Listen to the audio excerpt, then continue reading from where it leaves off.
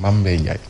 Mambé Ndiaye, votre ami. Merci beaucoup, Pape Ntambou, qui revient tout à l'heure à 8h pour le tout en Wolof avec Mambé Ndiaye. 7h20, vous êtes toujours sur Zik FM et Sen TV. Vous suivez le journal dans le bloc d'information et tout de suite nous passons à la revue de presse avec Fabrice Guéma.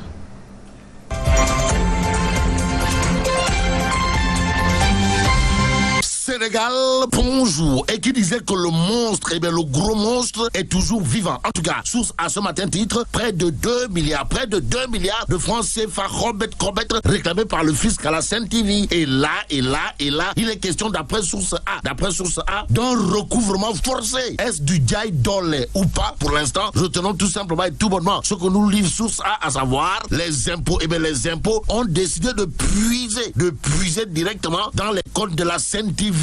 Bon, à d'où calpé ou pas pour l'instant, retenons tout simplement et tout bonnement ce que nous lit source A, à savoir Bougane Gueye Dany. Bougane Gueye Dany appelé à transiger pour obtenir une main levée. Charan est appelé ou pas pour l'instant, retenons tout simplement et tout bonnement la une de Tribune quotidienne ce matin. Le quotidien du groupe des médias en tout cas est avec Maître Assane Dioma Ndiaye, droit de l'homiste chevronné, pour ne pas dire Khalif général Koulou droit de l'homiste, qui se prononce sur le blocage des comptes de la Sen TV. En tout cas, Tribune quotidienne révèle que selon Maître Assane Dioma Ndiaye, il est question de persécution sans arrêt contre le groupe des médias. Ainsi, Tribune parle de contexte de représailles. En tout cas, retenons aussi d'après Tribune que les sanctions brandies par l'État relèvent d'une grosse entorse, pour ne pas dire d'un coup de poignard à la démocratie. Et plus que le groupe des médias fait la promotion de la démocratie, retenons tout simplement et tout bonnement le Ngandima Mukuru Baïfal, pour ne pas dire le Punkalima Mumbolde de Assane Dioma Ndiaye sur le blocage des comptes de la Sen TV dans la Tribune, à savoir c'est une situation intolérable de chez intolérable qu'il faut très vite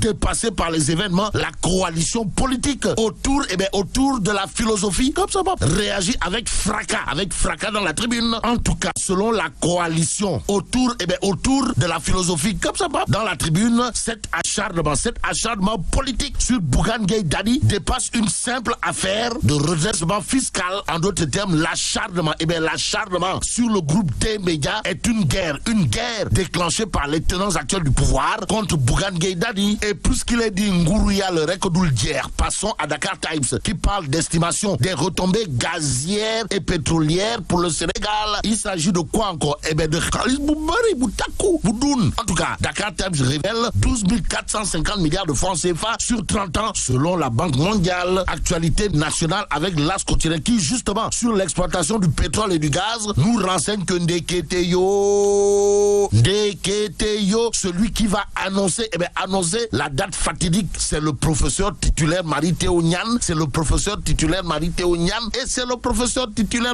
Niane. Ainsi, il conviendrait de retenir d'après l'As quotidien qu'aux grands événements, il faut toujours les grands hommes. En tout cas, selon l'homme, en l'occurrence le professeur titulaire Marie-Théo Niane, par ailleurs président du conseil d'administration de Petrosen, la production pétrolière et gazière va démarrer dans le courant de l'année 2023.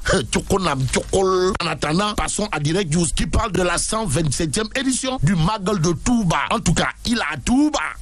Voilà ce qu'il a lieu de dire en lisant Direct News. Le journal parle de célébration d'un jour à la gloire de Cheikh Ahmadou Bamba. Bon, tout individu que l'occasion de ce jour trouve quelque part est prié d'y consacrer toute la mesure de ses possibilités sans restriction, et ce du sacrifice des espèces allant du chabot à la poule. Chacun individuellement est prié d'intervenir avec les moyens d'oblation dont il dispose. Voilà en tout cas la recommandation de Cheikh Ahmadou Bamba à lire dans Direct News. Des news du Magal de Touba à la une de Réumi Quotidien. Le journal du groupe Promo Consulting en tout cas retient et fait retenir la victoire haut la main de Bamba, Cheikh Ahmadou Bamba, Borom Touba, sur Satan célébré. Célébration de la 127e édition du Magal de Touba. 24 heures quotidien titre La Mouridia, un projet avant le mot. Et pour lâcher le mot, il y a Sud Quotidien, le quotidien du groupe Sud Communication, titre Magal 2021, Macky offre un pont. Que retenir autour de cet acte? Sinon, il est question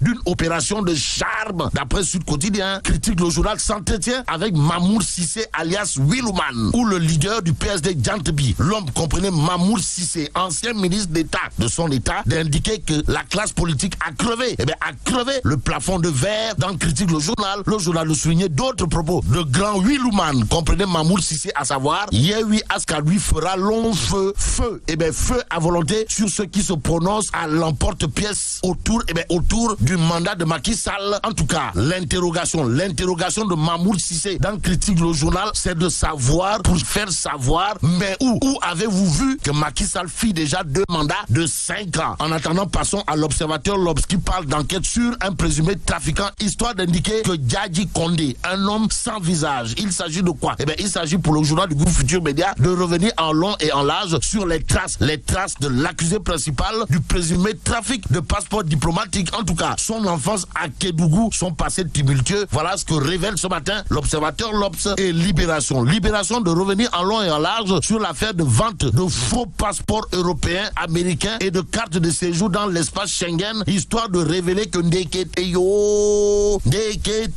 la boutique de Ndeye Yandesek livre ses secrets. Il est question de quoi? Libération de parler de confection en Allemagne par le Gambien Lamine Seydi. Les faux documents vendus entre 5 et 6,5 millions de francs CFA étaient envoyés à Dakar par DHL. En tout cas, chargé de trouver les clients, Ndeye Yandesek touchait une commission de 2 millions de francs CFA sur chaque carte de séjour vendue et 350 000 francs CFA pour les passeports espagnols et français. Que retenir d'autres d'après Libération autour justement de cette mafia de haute facture? Sinon, les complices du faussaire Lamine Samba et son épouse Sona Mané, qu'elle hébergeait à Nord-Foire, recevaient leur part avant d'envoyer le reste à Seydi. Bon, vente de faux passeports européens, américains et de cartes de séjour dans l'espace Schengen quand tu nous tiens. Voilà en tout cas ce qu'indique Libération qui met à nu les secrets, les secrets de la boutique de Ndeye Yandesek. Et c'est à cul sec qu'il conviendrait de terminer avec l'As quotidien qui nous explique un peu l'ampleur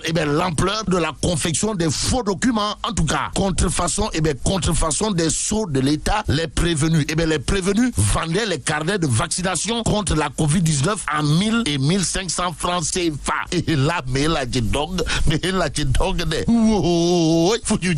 bon, vive le Sénégal.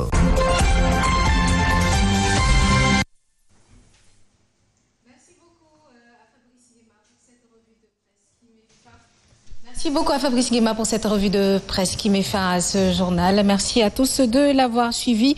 Nous allons marquer une petite page de pub et on revient tout de suite avec vous, s'il vous plaît.